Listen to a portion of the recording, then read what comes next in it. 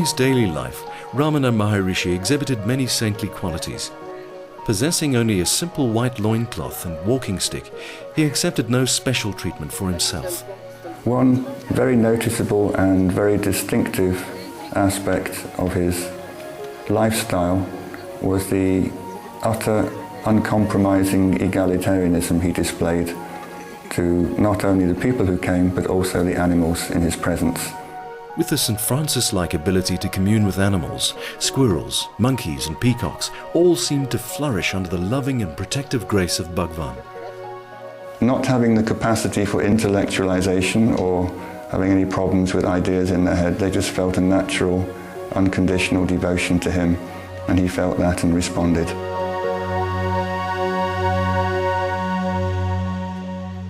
Intuitively drawn to Arunachala at a young age, Bhagwan's love for the physical form of the mountain only deepened with time. He loved to walk along its slopes and even acknowledged it as his guru. Today, scores of pilgrims perambulate its base as a sacred act of reverence. They, like many saints and seekers through the ages, are mysteriously drawn to this most extraordinary of sacred sites.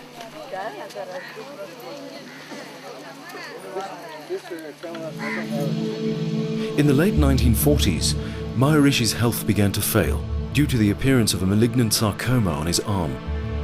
Despite the debilitating condition, he insisted that all who came be given full access to him.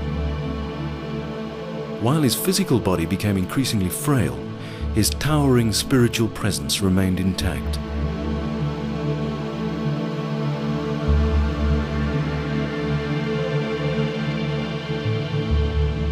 During his final days, streams of people filed past his room to catch a last glimpse of the great sage of Arunachala.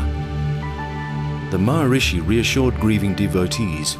While the death of his physical body was imminent, his true formless self remained eternally present. Miraculously, at the final moment of death, thousands witnessed a large comet trail across the night sky and disappear behind the holy mountain.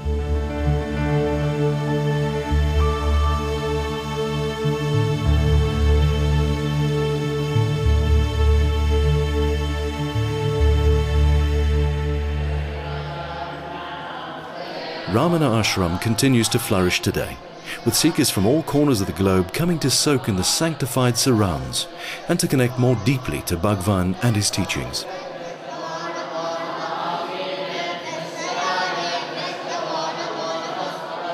Maharishi's shrine is still said to silently emanate his spiritual aura, and many continue to have the same experience of perfect peace that Ramana radiated in his lifetime.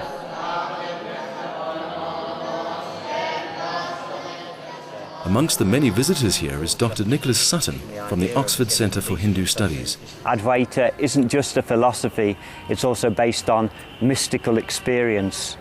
And Ramana Maharshi himself, who was here, he wasn't a philosopher, he was a mystic. He didn't need to explain logically Advaita, but he knew the truth of Advaita because he had experienced it in a mystical experience that he had early in life.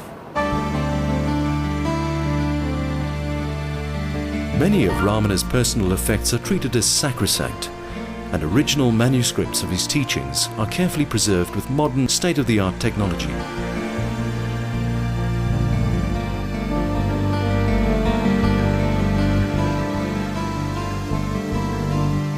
No effort has been spared in restoring the precious photo and film archive.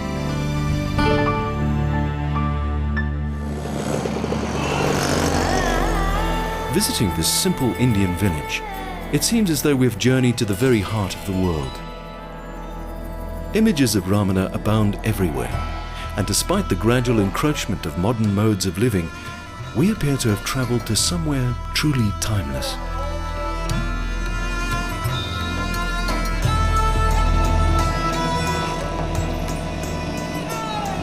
Reluctant to take our leave from this most hallowed of places, we made our way back to David's home on the outskirts of the city.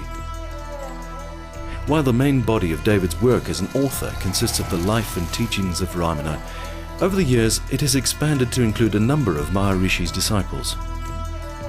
His 3-volume anthology, Nothing Ever Happened, documents the extraordinary life of one such devotee Sri Punjaji, or Papaji as he was fondly known. I first went to Papaji to ask him questions about a book I was compiling of experiences of Ramana devotees.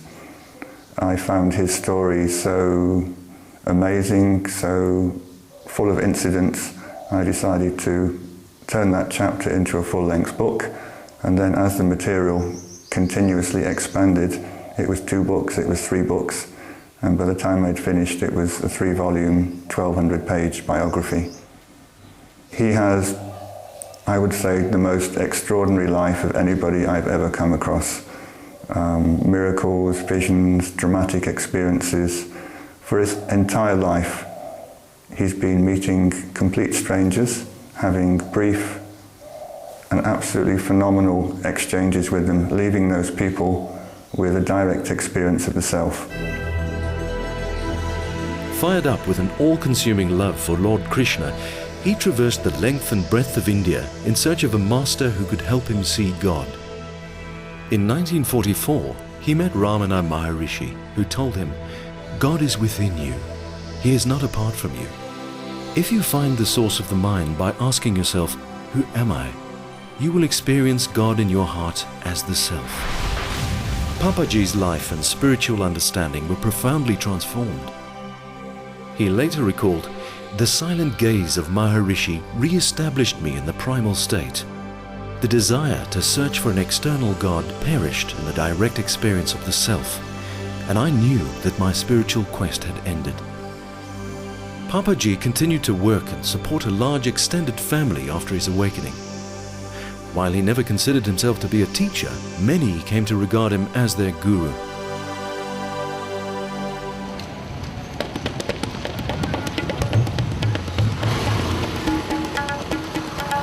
Although Papaji passed away in 1997, we hope that by traveling to his home in the northern city of Lucknow, we'd be able to find out more about his life and to meet some of his family and devotees.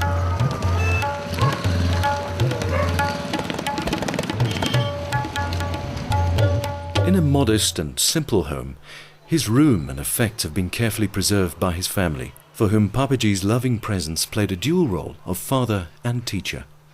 Really, he is very affectionate and loving father and grandfather. And he is so minutely observe everybody's action, what they are doing, my children, I and my mother-in-law.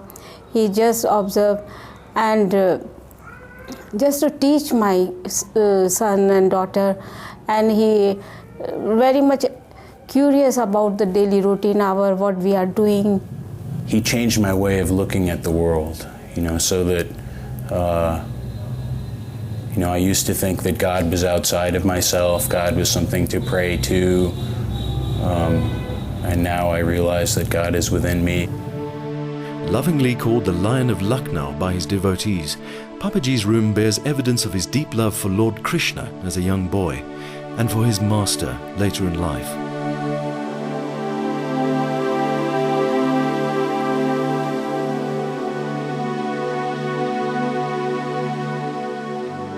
Paging through some of his diaries, we found some remarkable spiritual wisdom. He writes that we are free here and now, and that we need not strive or practice to realize the ever-present self. All that is required is to stop all effort and to simply remain quiet.